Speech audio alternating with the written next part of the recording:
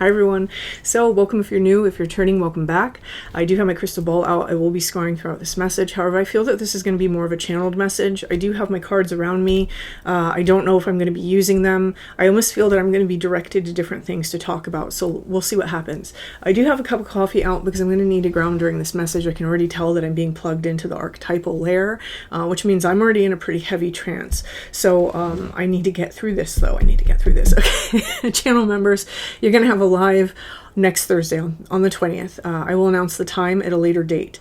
Classes, we're booking for the last round of classes for the end of April. So if you're interested in the energy experience basics, where you experience energy in a tangible way, or if you are interested in the manifestation core principles class, where we talk about the 3 core principles of manifestation, we cut out all the BS around it. Those will be in the description box below. And okay, let's go. Wait for me. Taking a step aside.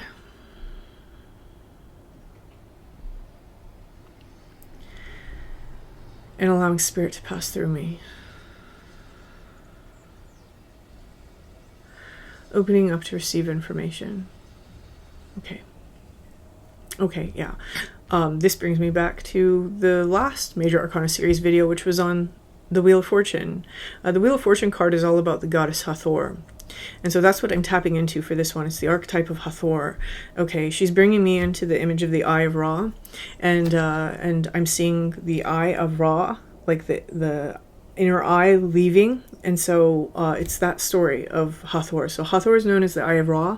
In some instances, Ra sends her out to punish mankind, where she becomes the goddess Sekhmet, and she basically becomes uncontrollable, and Ra can't stop her once he sees the carnage of how she's laying waste to mankind. Oh, okay, there's a lot of energy here to unpack. Okay, so this collective... Ooh, okay, this collective is healing some sort of divine masculine wound. We have divine feminine, divine masculine within us. This is going to apply to people in different ways. So some of this is going to be, for some people, it's going to be divine masculine outside of you. For others of you, it's the divine masculine within you. Some of you are carrying this energy from a past life. She's showing me my little lemon drop from yesterday. I don't care what you say, it's a lemon drop. Thank you to everybody who tried to help me out with this one in the comments. I just put my lemon drop. And this is corresponding to the solar plexus, right? So there's some sort of masculine energy wounding that has wounded our own internal masculine energy, our ability to speak, our ability to show up in our lives, our ability to have self-efficacy, to feel secure, to feel like we can trust ourselves, right? To feel that we can trust other people, to know that we're safe, right? Maybe even being in situations where we're consistently made unsafe, attracting people we can't trust. There's different energies happening in here. Like I said, some of you it's going to be internal, some of you it's going to be external. It's probably both for most of you. One of the things she's showing me about those of us who carried this in from a past life, she's showing me the back of the Citadel deck, which is like a medieval city. There's the top and then the bottom, right? So the above and the below, meaning what's occurred outside has influenced what's inside on a soul level. And I'm seeing the flames, something's burning. So this can be, for example, if you carry a witch wound with you from the burning times, or maybe you were Jewish and you were burned in the Spanish Inquisition, or, you know, maybe you were like a female in a village when the Saxons invaded and you were, you know, burned alive in a building. Whatever it is, there's some relationship to the masculine energy, that force of war, that force of justice, that force of, you know, authority that is responsible for something that we've carried in.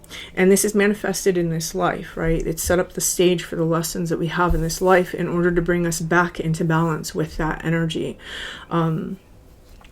So that's who this collective is that I'm speaking to. You may have already gone through this. You may be currently healing it. But this is who Hathor is trying to speak to today. So I'm having a hard time keeping my bearings because there's a lot of energy taking place right now. So if I go in a non-linear way, this may be one of those readings that you have to go back and listen to again, just because by the end you'll understand certain things and then the other things will make sense, since it is going to be rather non-linear, because I'm having a hard time keeping my point right here, like my little point in time. Okay. Woo. She's throwing symbols at me. So for those of you who are new to my channel, the symbols do not mean that this message is or isn't yours. It means that the people who the symbols resonate for should pay extra attention. She's showing me the Eye of Ra, which is one of her functions as the Eye of Ra. She's showing me the solar disc with Heka. So for those of you who that resonates for, you'll know what that means. She's saying somebody here is a devotee of Heka. Okay. She's showing me Anubis, but it's Anubis giving riddles. Okay. She's showing me it's like a hook. For somebody, it is literally just a hook. For others, it's that staff, right, with the hook. It's like a shepherd's staff, and then she's showing me sheep. Sheep in the context for somebody also that there's something about leading. There's something about stepping into a new leadership position. Okay, I'm seeing a butterfly. And I'm seeing an owl. I don't know why, but I'm seeing like stars around the owl. But I'm seeing an owl. There's also a pomegranate. And then there's a nautilus shell. Okay. Okay, so those are the symbols. All right. Where to start? Where to start? For somebody here who has carried this energy in from a past life, she's giving me something that's kind of chilling me right now. It's kind of bone chilling the way that she's saying it. She's saying this comes from a time when the sun did not rise and the skies darkened. I'm smelling sulfur now, so this is giving me almost the energy of like the sky being darkened because of an impact or because of like a worldwide volcanic event. And that this is how we died, right? We starved to death or we suffocated because of the amount of toxins in the air, or just because the sun stopped producing life. The magic, that Heka, the magic of the sun stopped producing life. There is an energy that whoever that message is for, you may have had issues with the sunset. During the evening hours when that sunlight changes, that may have instilled panic and anxiety. I'm feeling like rather emotional as I'm talking about that for somebody, and that this is where that's going to be coming from. This is a direct reflection of our solar wounding. Someone here, there has been a lot of experiences of toxic masculinity inside of our life, and it doesn't matter whether you're female or male. It's just some sort of experience with toxic masculinity. Also with your passions, your desires, what you want, your emotions, your needs being suppressed by people outside of you. They don't have to necessarily be masculine, right? That ego identity is a masculine force. That very quiet receptor of psychic information within us, of that creation energy, that's the feminine force. And so there's an imbalance in somebody's life also that we've had to work for, right? So like you might be somebody who's just always in survival mode, do. That's the ego identity trying to save itself and make things work here in Earth School, right? We have bills to pay, we have mouths to feed, and there's this energy now of somebody has healed that or is working towards healing that, so that now they're able to sink back in a balance with that receptive mode. I call this the observer, right? If you guys have watched me for any length of time, I've talked about that before, in the sacral chakra, which is really closely linked to that solar plexus and that heart space, and the lessons that are wrapped up in those things. This is definitely something that's affected someone's heart space. We have that observer, and this is in essence that Eye of Ra, right? This is the aspect of us that keeps ourselves safe, because it gives us the intuitions that this person's not good for us, this thing isn't good for us, and we get those feelings but we don't listen, right? Or maybe we're disconnected from those feelings. That is trying to wake up inside of somebody. Like I said, we've either healed this or we're working towards healing it. One of the messages that she's giving me is that the sun is rising. So we go from this blackened sky where the sun did not rise, in this interchange between the masculine and the feminine energy that is wounded, and then now we're moving into a place where we've healed this dynamic, either by recognizing red flags in people and telling them no, right? And protecting ourselves in a healthy way, or understanding that we overprotect with that masculine energy inside of us and learning to soften it a little bit and to open up our heart into a more vulnerable space. Whatever the case is, she's saying that the sun is rising, and this is very fitting for us coming towards the spring equinox. She's giving me this energy of that Taurian, that bull with the solar disc rising rising from it. This is almost as though somebody is stepping into the energy of now being the natural counterpart for this masculine energy, right? Of being that loving, beautiful energy of that bull. So someone here is really working on their creativity. They're working on their psychism. They're working on beautifying the things around them. Maybe you haven't taken care of yourself, of your physical vessel in a long time, and there's a focus now on your body, on eating better, on working out, and, you know, doing the different things that you need to do for yourself to feel good. I'm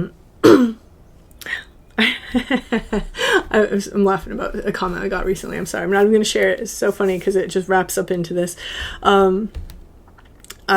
Okay, I'm going to share it.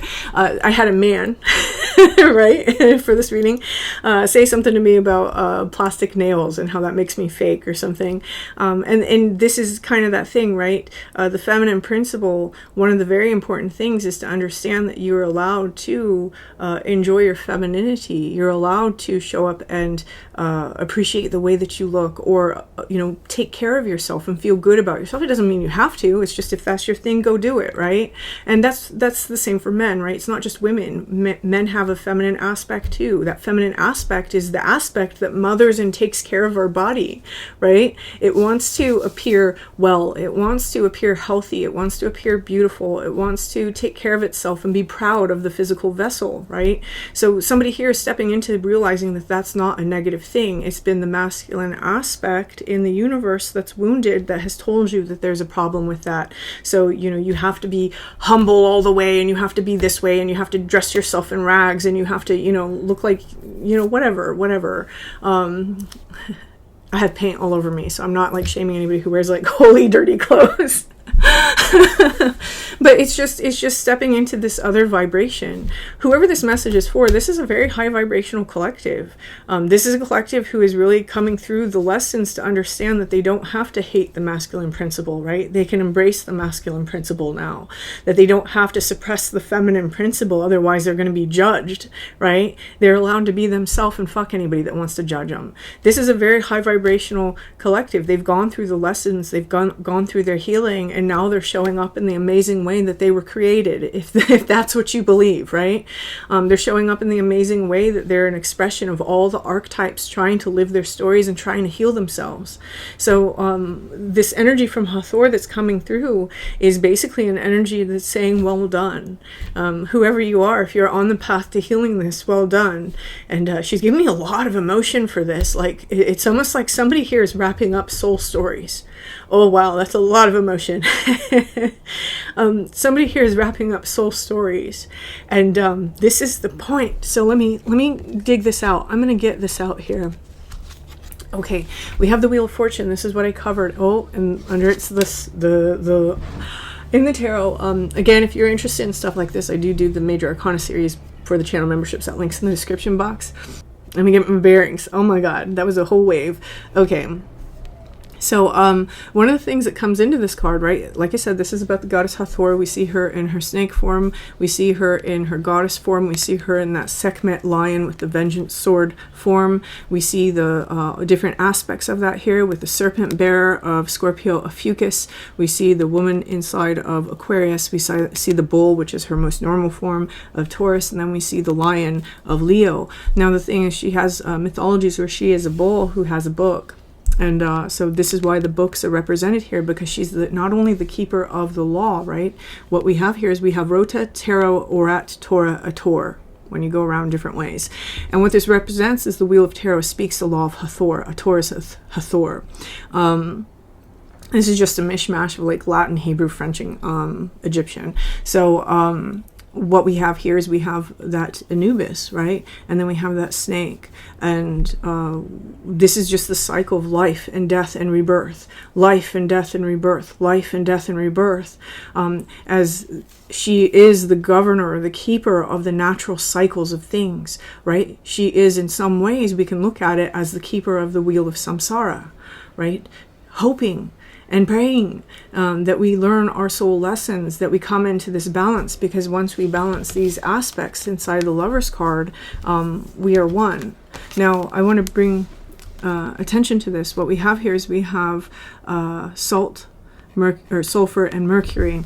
And that's what this represents. She's the salt, he's the sulfur, right? You see the fire behind him, and this is Mercury, which is why that angel is inside the cloud. And what we have here is an obstacle. What we have down here is dissolution.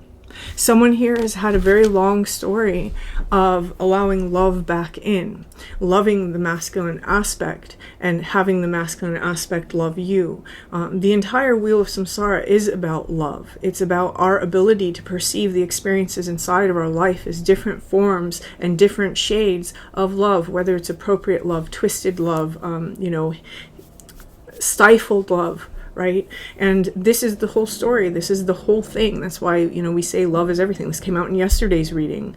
And what Hathor is saying here is that somebody here has mastered this. Somebody here has done such a good job. Either that or you're coming into it, right? You're somebody who's working on this and you're coming into it. In order for you to want to heal your feminine and masculine aspects, given the things that have happened to whoever this collective is, it took a profound propensity towards love. And so whoever this message is for, like I said, very high vibrational collective that's coming through inside this reading. And just like we see in the back, the sun is rising again. This was the message that she came through with. The sun is rising again. Now, in Egyptian mythology, the sun, even though it represents Ra, there's a lot of feminine energy in it, with Heka, with Hathor being the eye of Ra. So it is, again, that the masculine energy requires and understands it requires that feminine energy to stand, right? If you didn't have your subconscious spaces, if you didn't have that creative nature, there would be no ego identity. So this is really the mystery of that, of this card, of the message that she's bringing forward. Someone here has healed something, again, even if it's coming from a time where maybe we've carried in a doom imprint, right? From a time when the earth was destroyed or there was a cataclysm, or if it's something just like the burning times, something that, our lives ended probably with fire here because of that masculine energy, because of authority or because of warring factions. Oh, really? Okay, really clear message here. There's somebody here who wonders if they had died in World War II and if their brother from that life is one of their guides. And the answer here is yes. There was confirmation that she wanted to give for somebody.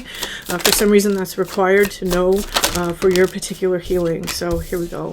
Okay, we have the Walker, the Unknown, the Journey, Parenthood, and Legacy. So what I see here when I get these two cards together, we have the 3 and then we have the 2 being very important here. It's 3, 2, 4, and 3, 2, and 4, and then 1 with the sun. Again, we have that sun that's rising. I see this almost as our higher self, our middle self, and our lower self. And all 3 are coming back into alignment with that sun, right? We could think of the sun in this term, in this regard, because it is the balance of the 2 or the mingling of the 2 as that source energy. Someone here is becoming a channel. So whoever this message is for, you may be finding that your psychic abilities are opening up or that you're receiving more clear guidance inside of yourself. You may even feel like a whole new door has just opened up to you, especially if you've gotten done with this particular type of healing. Now, what we have here is we have these hands holding this flower. Someone here has learned to not look at life as something that's constantly happening to them. They've learned to embrace life and to understand it's something that's unfolding for them, to work with the punches and to work with the things that are occurring, to understand that this is something that is constantly teaching us. The 3D is our greatest teacher. The 3D is our second greatest teacher. If you want to know what your greatest teacher is, look in the mirror, right? This is an energy here that something is starting to blossom and unfold in like a new way for somebody. And she's drawing me to my one deck. It's my one love deck that I have not used yet. It's the back of this card, another flower, and this flower is kind of clouded over just a little bit. So this unfolding is beginning to happen for somebody. Maybe it's been happening for a little while now, but there's more. And so that's what she's saying by the sun is starting to rise, right? It hasn't even risen the whole way. So if you've started figuring things out about life and you're like, wow, this is amazing, or I've been brought into a new space, there's more. There's even more. This is like her whole thing in this reading is basically just this beauty and this love love and this good job, you've done it, and you've rewritten some sort of story that you've been trapped inside of, maybe since the dawn of time, or at least since this sort of doom imprint lifetime that you've been, that you were involved in. And it is the merging, it's the alchemical sort of process that takes place inside of that wheel of samsara, right? Through the working out of karma within ourselves, to bring those things into balance inside of ourselves, not just the man and woman together, but our higher nature.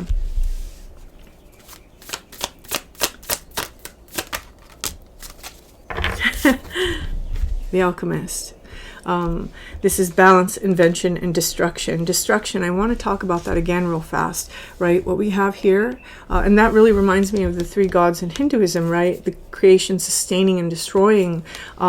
This right here, the mountain, that obstacle, really representing this dissolution, which is the process of all these elements and all these parts of ourself breaking down, and that happens through hardship. Right? It happens through the aspect of us that's wounded, being projected in the outside world, and then continuing to wound us until we stop and say something has to change.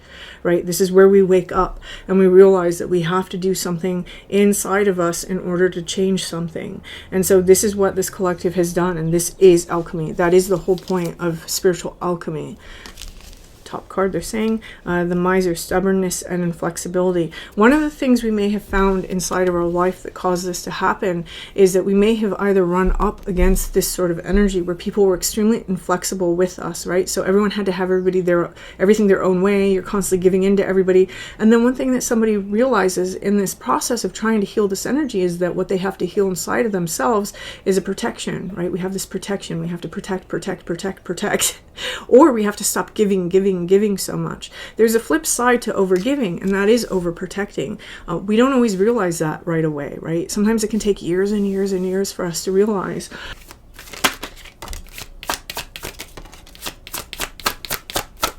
We got all these like divine feminine energies coming out this card. That's funny. Let's see. Okay, and then this one, and then I'm hearing this one, and then I'm hearing the next one. Okay, for someone in this collective, one of the ways that we are working on this is by nurturing our inner child. Again, that sacral chakra space, right? There seems to be some shadow work somebody has done here, and also partnering with that shadow. I see that here with the Pook. But we have had to end some things. We've had to put certain things behind us, and we've had to learn to nurture ourselves. This has opened us up into some sort of wisdom that's throwing me to Sophia, right? And this has allowed us to realize that we have to speak, that we have to use our voice, we have to stand up for ourselves, we have to advocate for ourselves. Some of you may have also had to learn that your words are too sharp, right? That you've been saying things you don't need to say, and that you need to focus on healing words instead. Approaching situations not from wrath, not from words of anger, but approaching it in a constructive way. Somebody has had to learn that too. Here with Micah Muckle, this is making me think that someone has really gotten in touch with that inner child and has learned to work with it and to play with it. The inner child sitting underneath the Pook is very specific to me because for somebody here, they've realized that the shadow is the protection of the inner child. Right? This is one way that they've been dealing with that shadow material. I understand that, I react this way, and I understand that that served me at some point, but I can release this now. It's okay. Someone here has also learned how to make themselves safe, how to show up in the world that way. So whoever this message is for, like I said, this is a high vibrational collective for Hathor to be coming through with a message like this. And the message basically is that you're doing it or you have done it. And now the soul story gets to change, right? Whatever our story was, we're now stepping into a new theme of consciousness or a new story. And this alignment of the masculine and feminine energies inside of us is allowing the spiritual nature of our being to express even more into the 3D, whether it's through psychism or manifestation or, the beautification, right? Taking care of the temple. So whoever this message is for, I love this. So if you enjoyed this, I don't know why I'm laughing there, but I am. It's just she threw a little pinch of joy dust in the end. So whoever this message is for, if this resonates for you, please hit that like button. Feel free to leave me a comment. And until next time.